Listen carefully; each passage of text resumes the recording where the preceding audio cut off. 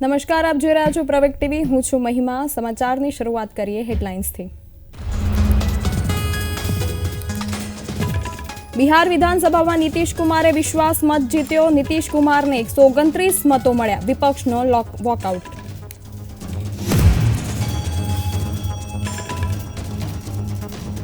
વડાપ્રધાન નરેન્દ્ર મોદી સંયુક્ત આરબ અમીરાતના પ્રવાસે જશે. 14 ફેબ્રુઆરીએ દોહા મુલાકાતે. વિદેશ સચિવે આપી માહિતી.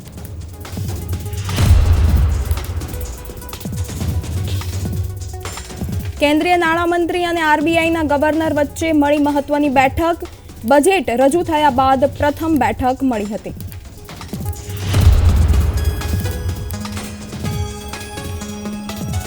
અમિત શાહ રાજ્યની મુલાકાતે. ગુજરાતીઓને આપી કરોડોના વિકાસ કામોની ભેટ.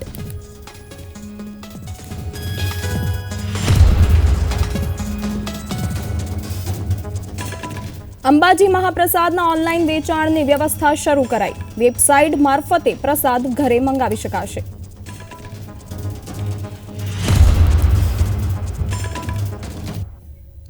સમાચારની શરૂઆત કરીએ. બિહારમાં નીતિશ કુમારની આગેવાની હેઠળની એનડીએ સરકારે સોમવારે વિધાનસભામાં વિશ્વાસ મત જીતી લીધો છે. 243 ધારાસભ્યોના ગૃહમાં વિપક્ષી સભ્યોના વોકઆઉટ વચ્ચે નવી સરકારને 129 મત મળ્યા હતા. આરજેડી પર કટાક્ષ કરતા નીતિશ કુમારે વિધાનસભામાં કહ્યું કે જ્યારે આ પાર્ટી અમારી સાથે હતી ત્યારે તે ભટકી ન હતી, પરંતુ હવે તેઓએ આવું કરવાનું શરૂ કર્યું છે. जब ये पार्टी हम लोगों के साथ थी कभी इधर उधर नहीं किया था. अब आज शुरू हो गया, अच्छा नहीं है.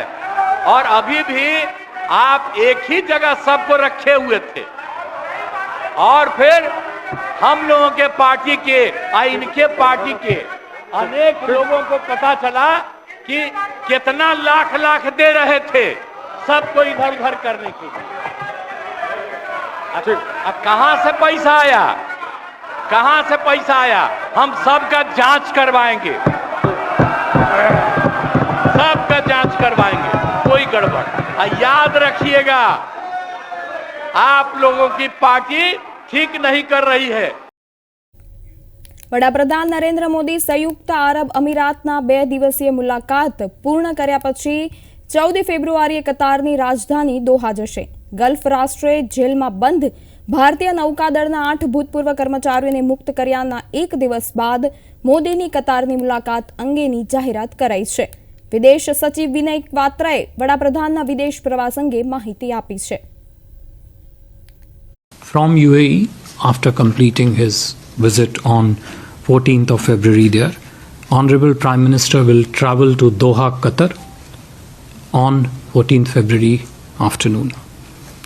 During the visit, Prime Minister will hold bilateral meetings with the Amir of Qatar, His Highness Amir Sheikh Tamim bin Hamad Al Thani, and other high dignitaries in Qatar.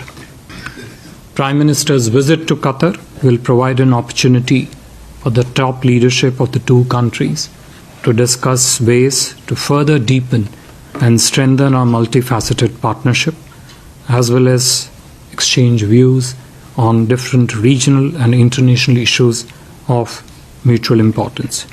Honorable Prime Minister will return from his two-nation visit to Delhi back on 15th of February. Grateful for their return. We are gratified on their return.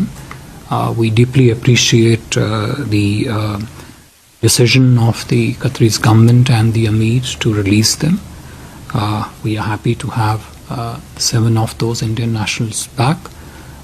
8th Indian national has also been released, and we continue to work with the Qatar government to see how quickly his return to India would be possible.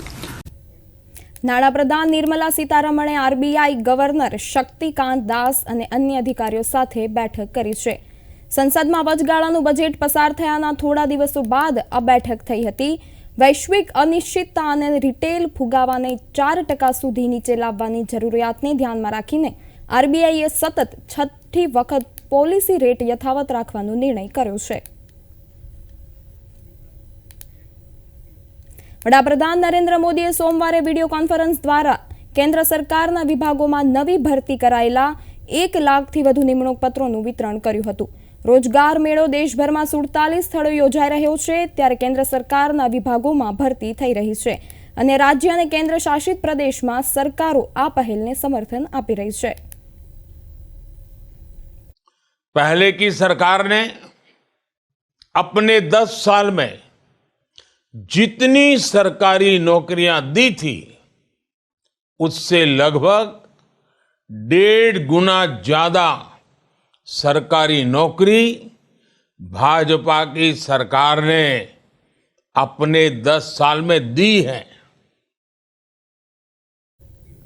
ભારતની UPI સેવાઓ સોમવારે શ્રીલંકા અને મોરેશિયસમાં શરૂ કરવામાં આવી હતી, જેમાં વડાપ્રધાન નરેન્દ્ર મોદીએ યુપીઆઈને આધુનિક ડિજિટલ તકનીક સાથે ઐતિહાસિક સંબંધોને જોડતી હોવાનું વર્ણન કર્યું છે।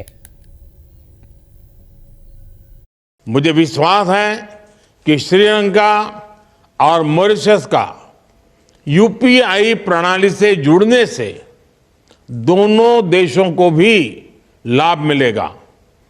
डिजिटल ट्रांसफॉर्मेशन की गति तेज होगी, स्थानीय अर्थव्यवस्थाओं में शानदार बदलाव होंगे, हमारे देशों के बीच टूरिज्म को बढ़ावा मिलेगा।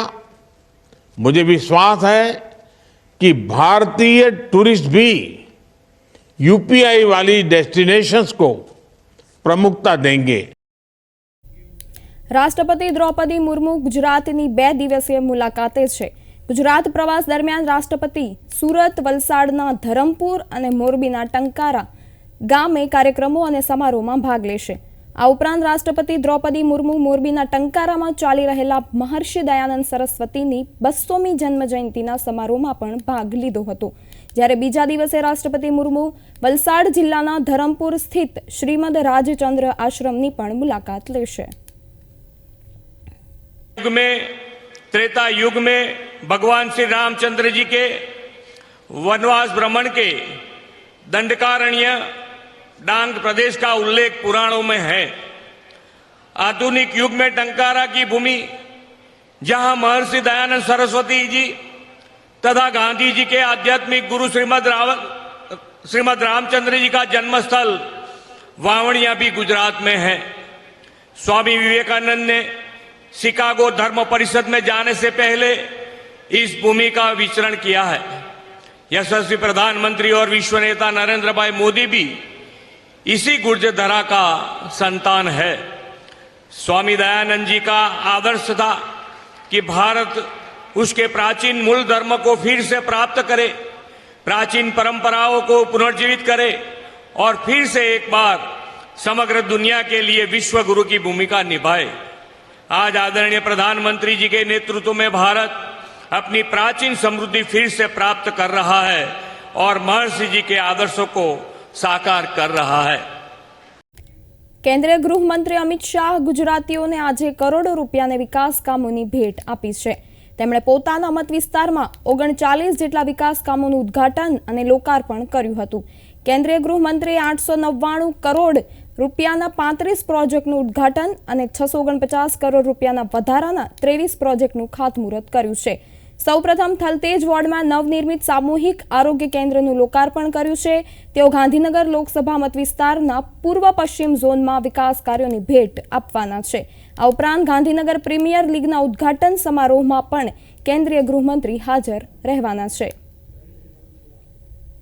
ગરીબોને આવાસ આપવાના હોય, સ્વાસ્થ્યની સુવિધાઓ બનાવવાની હોય, ખેલકૂદની સ્પર્ધાઓ કરવાની હોય કે પછી મોટી મોટી ઇન્સ્ટિટ્યુશનો કેન્દ્ર સરકાર અને ભારત સરકારની લોકસભા ક્ષેત્રમાં લાવવાની હોય, દરેક કામમાં મ્યુનિસિપલ કોર્પોરેશન, ગુજરાત સરકાર અને ભારત સરકારે ખૂબ મદદ કરી છે। એટલા માટે આ ક્ષેત્રના સંસદ સભ્ય તરીકે અને મારા બંને સાથી સંસદ સભ્યો વતીથી કિરીટભાઈ અને હસમુખભાઈ વતીથી હું મ્યુનિસિપલ કોર્પોરેશન, ગુજરાત સરકાર અને ભારત સરકારનો હૃદયથી ધન્યવાદ કરવા માંગુ છું।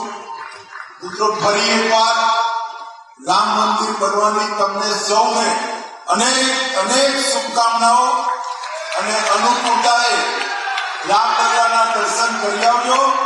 આવો લાવો ફટવાર નહીં મળે. યાત્રાધામ અંબાજીમાં આજથી પરિક્રમા મહોત્સવનો પ્રારંભ થયો છે. બનાસકાંઠા સાંસદ પરબત પટેલના હસ્તે યાત્રાનો પ્રારંભ કરાયો છે. મહોત્સવમાં મોટી સંખ્યામાં શ્રદ્ધાળુઓ પહોંચી રહ્યા છે. ગબ્બર પરિક્રમાને લઈ અંબાજી અને ગબ્બર વિસ્તારમાં વિશેષ સુરક્ષા વ્યવસ્થા રાખવામાં આવી છે. તમને જણાવી દઈએ કે ગબ્બર સ્થિત 51 શક્તિપીઠ મંદિર રૂટને લઈ પરિક્રમા મહોત્સવનું આયોજન દર વર્ષે કરવામાં આવે છે. આ માટે આરાસુર મંદિર ટ્રસ્ટ અને જિલ્લા વહીવટી તંત્ર દ્વારા વિશેષ આયોજન કરવામાં આવ્યા છે. આજે બાંબાના ધામમાં પરિક્રમા ઉત્સવ જે તારીખ 12 થી 16 અને આજના કાર્યક્રમમાં સમગ્ર રાજ્યમાંથી જ્યારે યાત્રિકો દર્શનાર્થીઓ બાંબાના દર્શન કરવા આવવાના છે. 51 શક્તિપીઠ યાત્રાધામ વિચાર ભોગ આરાસુરી માતાજી મંદિર દેવસ્થાન ટ્રસ્ટ જિલ્લાનું વહીવટી તંત્ર બધા યાત્રિકોને એક ગામમાંથી આપવાની વ્યવસ્થા, ઘેર સુધી પહોંચાડવાની વ્યવસ્થા અને માય અંબા પ્રત્યેની આસ્થા આપણે જે પવિત્ર પરિસરમાં અત્યારે ઊભા છીએ એ 51 શક્તિપીઠ પરિક્રમા મહોત્સવનું આ સ્થળ છે, આ પવિત્ર પરિસર છે. માનનીય પ્રધાનમંત્રી શ્રી અને તત્કાલીન મુખ્યમંત્રી શ્રી મોદી સાહેબની પ્રેરણા, માર્ગદર્શન અને ઉપસ્થિતિમાં આ 51 શક્તિપીઠનો પાયો નખાયો. 2007માં આનું ભૂમિપૂજન થયું. 65 કરોડની માતબર રકમના ખર્ચ પછી આ 51 શક્તિપીઠનું આખું સંકુલ તૈયાર થયું અને 2014માં માનનીય પ્રધાનમંત્રી શ્રીના દ્વારા હસ્તે આને ખુલ્લું મુકાયું. અને આ એક દુનિયામાં એક અજોડ વસ્તુ છે. આ કેટલું ધાર્મિક મહત્તા ધરાવતું આ સ્થળ છે કે એક જ સ્થળે દુનિયાભરના 51 પવિત્ર શક્તિપીઠના દર્શન એક જ સ્થળે આપ સૌ કરી શકો છો. એ આ મોટામાં મોટી ઉપલબ્ધિ છે. અને રાજ્ય સરકાર છેલ્લા 3 વર્ષથી દર ફેબ્રુઆરી મહિનામાં મોટો એક કાર્યક્રમ કરે છે. 51 શક્તિપીઠ મહોત્સવની આ ઉજવણી કરવામાં આવે છે અને આ પરિક્રમામાં લાખો લોકો હાજર થાય છે અને પરિક્રમાનો લાભ લે છે. અંબાજીનો સુપ્રસિદ્ધ મોહનથાળ પ્રસાદ ચિક્કી પ્રસાદ ઓનલાઈન બુકિંગ સિસ્ટમથી કુરિયર મારફતે ઘરે બેઠા પ્રાપ્ત હવે થશે તેવી અદ્યતન સુવિધા ઉપલબ્ધ કરવામાં આવી છે. યાત્રાધામ અંબાજીનો મોહનથાળ પ્રસાદ વિશ્વભરમાં સુપ્રસિદ્ધ છે. માતાજીના ભક્તો અને અંબાજી ખાતેથી મોહનથાળ અને ચિક્કી પ્રસાદની ખરીદી કરે છે. વર્ષે લગભગ 1 કરોડથી વધારે પ્રસાદના બોક્સનું અંબાજી ખાતે વેચાણ થાય છે. આજના આધુનિક યુગમાં માઈ ભક્તો દ્વારા ઓનલાઈન પ્રસાદ વેચાણ માટે રજૂઆતો મળી હતી તથા પ્રવર્તમાન વિજ્ઞાન અને ટેકનોલોજીના યુગમાં આવી વ્યવસ્થા પ્રાયોગિક ધોરણે શરૂ કરવી જરૂરી છે. હાલમાં અંબાજી મંદિરની વેબસાઇટને અદ્યતન ટેકનોલોજીનો ઉપયોગ કરી રીડેવલપ કરવામાં આવી છે. આ વેબસાઇટમાં ડોનેશન ઉપરાંત ઘણી જ સુવિધા ઉપલબ્ધ કરવામાં આવી છે. અંબાજી મંદિરની વેબસાઇટ www.ambajitemple.in મારફત ઓનલાઈન પ્રસાદ મંગાવી શકશે. યાત્રિકોએ પ્રીપેડ પદ્ધતિથી ઓનલાઈન ચૂકવણું કરવાનું રહેશે. વેબસાઇટ મારફત પેમેન્ટ થયા બાદ પ્રસાદની ડિલિવરી કુરિયર પાર્ટનર દ્વારા મોકલવામાં આવશે.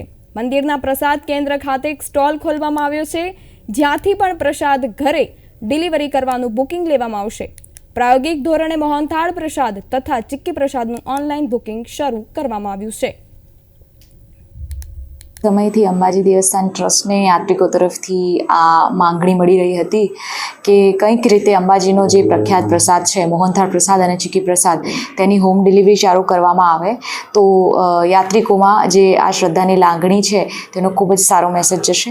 તો એ જ મેસેજને અને એ જ ભાવનાને ધ્યાને રાખીને માનનીય કલેક્ટરશ્રીના માર્ગદર્શન હેઠળ ઓનલાઈન કુરિયર સર્વિસીસનું ઉદ્ઘાટન અંબાજી દેવસ્થાન ટ્રસ્ટ દ્વારા કરવામાં આવ્યું છે અને એની શુભ શરૂઆત અમે અંબાજીનો જે પ્રસાદ છે તેની ડિલિવરીથી કરવા માંગીએ છીએ. ગુજરાત રાજ્યના માનનીય મુખ્યમંત્રી શ્રી દ્વારા તાજેતરમાં જ આ વ્યવસ્થાનું ઉદ્ઘાટન કરવામાં આવ્યું છે. આ વ્યવસ્થાનું જે પ્રમુખ સેન્ટર છે એ જૂની કોલેજ ખાતે રહેલું છે. ત્યાં એક પ્રાઇવેટ એજન્સીને અમે અપોઇન્ટ કર્યા છે. તે લોકો આ વ્યવસ્થાને સંપૂર્ણ રીતે તેનું આજે સમાચારમાં આટલું જ. વધુ સમાચાર માટે જોતા રહો પ્રવેગ ટીવી. નમસ્કાર.